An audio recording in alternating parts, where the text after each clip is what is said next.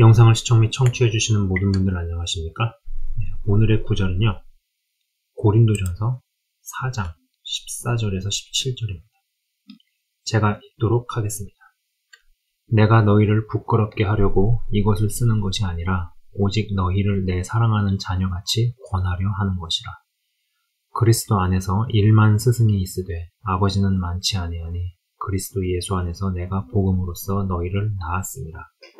그러므로 내가 너희에게 권하노니 너희는 나를 본받는 자가 되라. 이로 말미암아 내가 주 안에서 내 사랑하고 신실한 아들 디모데를 너희에게 보내었으니 그가 너희로 하여금 그리스도 예수 안에서 나의 행사 곧 내가 각 처, 각 교회에서 가르치는 것을 생각나게 하리라. 아멘. 자, 읽어드린 본문에서 오직 너희를 내 사랑하는 자녀같이 세 번째 줄에 있습니다. 왼쪽 상단 세 번째 줄, 너희를 내 사랑하는 자녀같이, 이 대목이 있죠. 너희를 내 사랑하는 자녀같이. 이 대목이 인상적입니다. 여러분, 이 신앙생활이라는 경우 뭐 복잡하다면 복잡할 수도 있고 간단하다면 간단하다고도 할 수 있겠지만은, 이 신앙생활이라는 게 결국은 하나님 사랑, 그 다음에 이웃 사랑, 이게 되면은 사실 다 되는 거죠. 근데 말은 쉬운데 단순하게 말하는 그 이면에 복잡성이 있죠. 복잡한 부분이 있죠. 어찌됐든지 간에 이 이웃 사랑에 있어서 나보다 나이가 어린 사람, 나보다 나이가 어린 사람은 어떤 자식이나 자녀, 친자녀, 친아들, 친딸 같이, 그리고 나보다 나이가 많은 사람은 뭐 부모님 같이 대할 수 있다면, 적어도 뭐 믿는다는 관계에서는 뭐 이 이상 가는 게 없죠. 하지만 항상 현실은 그렇지 않습니다. 그리고 대적의 존재도 있고 자신 안에서 바뀌어지지 않은 이런 부분들, 싸우는 부분들, 여러 가지 요소들이 있죠. 그것을 사도 바울도 충분히 인지하고 알기에 그리스도 안에서 1만 스승이 있다. 1만 스승이 있으되 아버지는 많지 않다. 라는 이야기를 합니다. 그리스도 안에서 1만 스승이 있으되 아버지는 많지 아니하니 라 이야기를 하죠. 그러면서 주 안에서 내 사랑하고 신실한 아들 디모데라고 이야기합니다. 이걸 보면 내가 낳은 자녀가 아니어도 주 안에서 내 자녀가 되는 것은 가능한 일이라는 생각입니다. 그런데 이 동양권 문화에서는 예수를 믿어도 혈육이나 친족의 한계를 뛰어넘는 게 아직은 어려운 것 같다는 생각도 듭니다. 전 어느 면에서요, 진짜 좋은 멘토는 이 아버지나 부모의 형태로 간다는 생각도 듭니다. 물론 내가 배로 직접 낳은 뭐 아들이나 딸은 아니어도 진짜 그거 같은 혹은 그거 이상 가는 어떤 그런 아버지나 어머니나 혹은 부모 같은 형태로 되어간다라는 것이죠. 사도 바울이 그리스도 안에서 1만 스승이 있어도 아버지는 적다고 이야기한 것을 보면 그때나 지금이나 아버지 같은 멘토는 적은 것이 현실이라는 것입니다. 우리가 이상을 추구하더라도 현실은 분명하게 인식을 해야 하죠.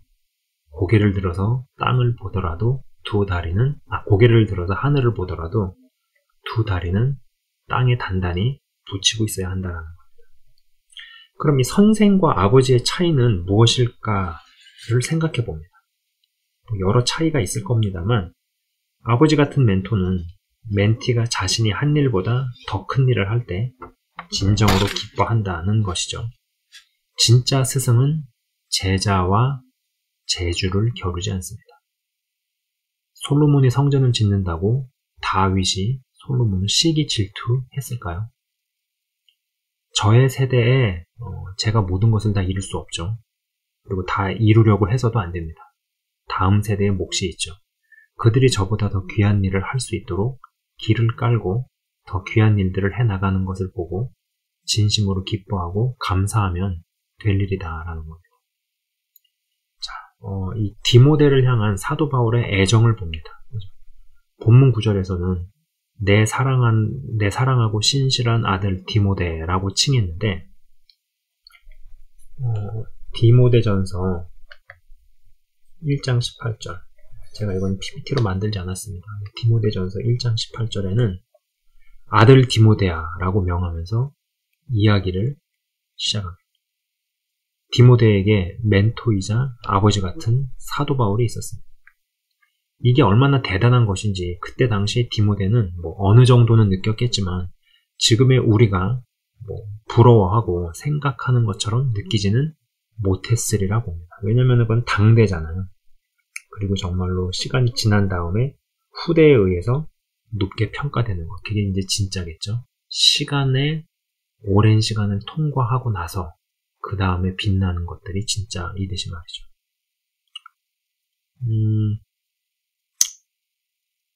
지내놓고 나니까 그런 생각이 듭니다. 이게 학문적으로 규정된 것도 아니고 어느 정도는 저 개인의 생각입니다만, 사람이 좀 맞는 사람이 있고 맞출 수 있는 여지가 간격이 너무 큰 사람이 있죠. 여러분, 이 세상에 나와 맞는 사람은 없습니다.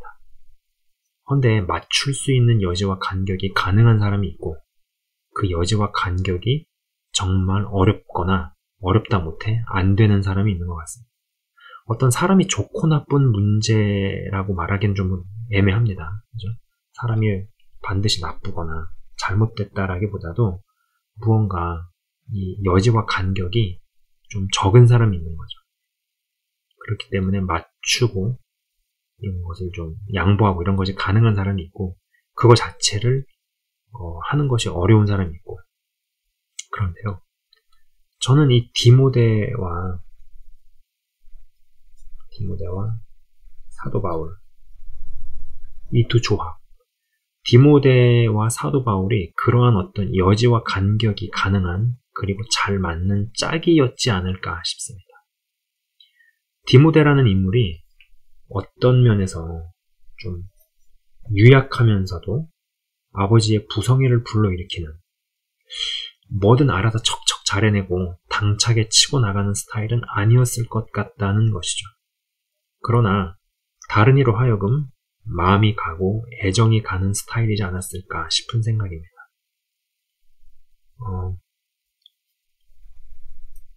디모데전서 4장 12절에 누구든지 내 연소함을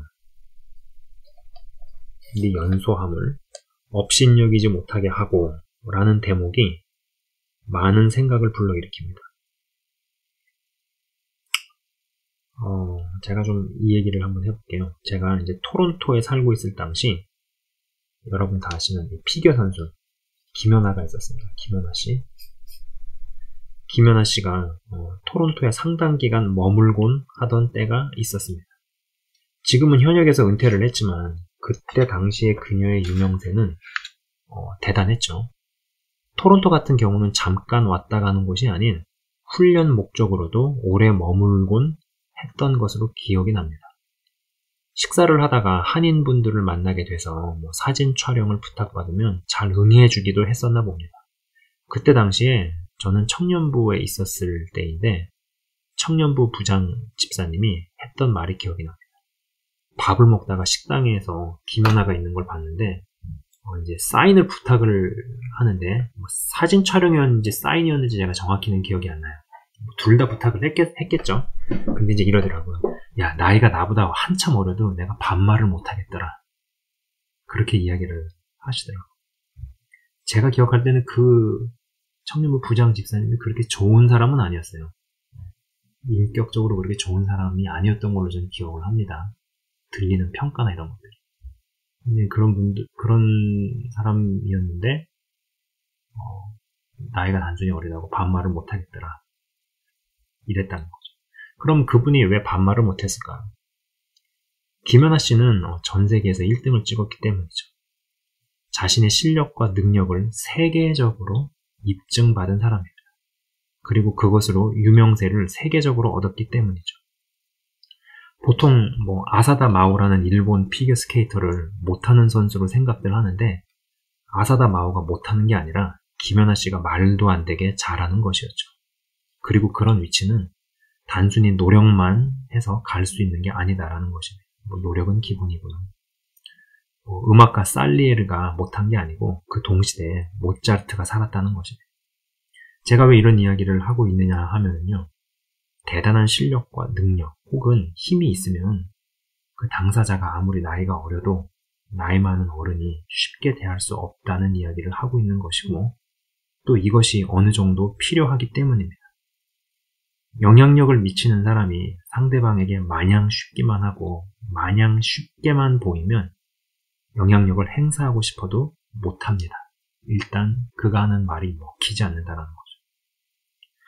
저는 어릴 때 생판 처음 보는 사람이 다짜고짜 반말로 이야기하는 게 정말 싫었습니다. 그래도 말투가 내가 여기 지리를 몰라서 그러는데 혹시 슈퍼가 어디 있는지 아니? 이런 말투면은 그래도 이건 좀 괜찮죠. 딱 봐도 다 어려 보이는 아이한테 야, 내가 여기 초면인데 어디에 가야지 동사무소가 있니? 이런 식으로 얘기하면 괜찮은데, 야, 여기 전철역이 어디냐? 라고 묻거나 동사무소에서 초면에 반말로 이야기하면 그게 그렇게 기분이 나쁘다라는 것이죠. 지금은 관공서나 이런 데서 그렇게 하지 않을 겁니다. 그러나 제가 어렸을 때는 그런 어른들, 그런 사람들이 있었던 것이 좀 기억이 납니다.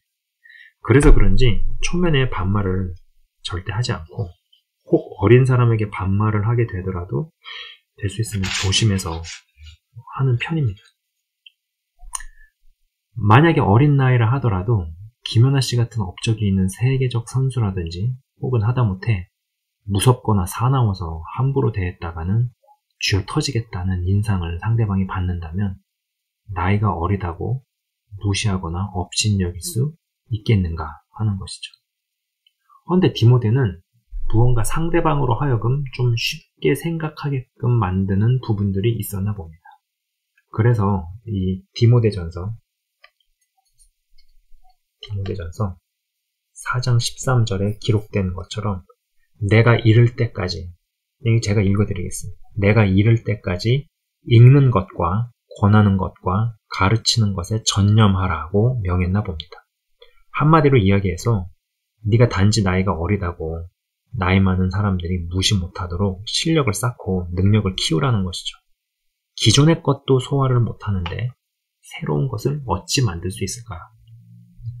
축적된 것이 있어야 그것을 기반으로 창조도 합니다.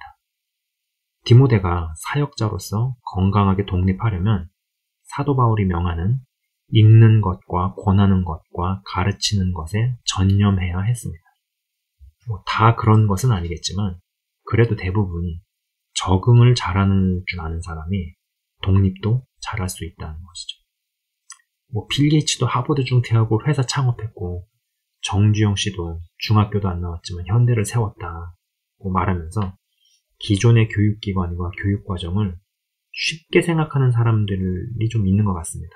물론 저도 세계적인 인물이나 대단한 혁신가가 기존의 익숙한 과정들을 단지 잘 통과하고 순응하기만 하는 사람에게서 배출된다는 생각은 하지 않습니다만, 하다못해 내가 이곳에서 적응을 잘할 수 있음에도 불구하고 나는 나의 길을 가겠다고 이야기해야 하지 않겠는가라는 것이죠. 서울대 합격증을 보여준 뒤에 나는 나의 길을 가겠다고 이 학교에 들어가지 않겠다라고 말하는 것과 아무것도 없이 나는 나의 길을 가겠다고 말하는 것과 어느 쪽이 더 가능성을 보여준다고 생각하시나요? 안 가는 것과 못 가는 것은 완전 다릅니다.